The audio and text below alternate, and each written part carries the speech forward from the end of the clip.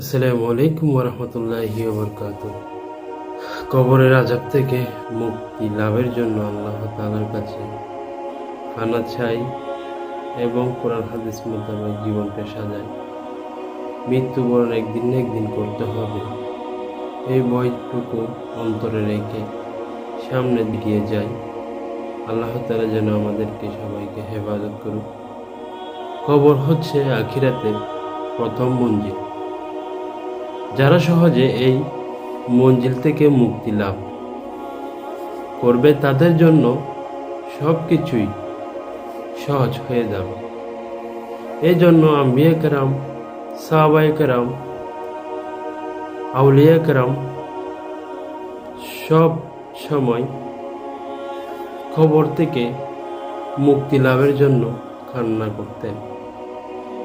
তাই আমরা আল্লাহ রাসূলের আদর্শ অনুযায়ী চলি এবং মৃত্যুকে স্মরণ করি। কবর আযাব থেকে মুক্তির জন্য আল্লাহর কাছে পানা চাই।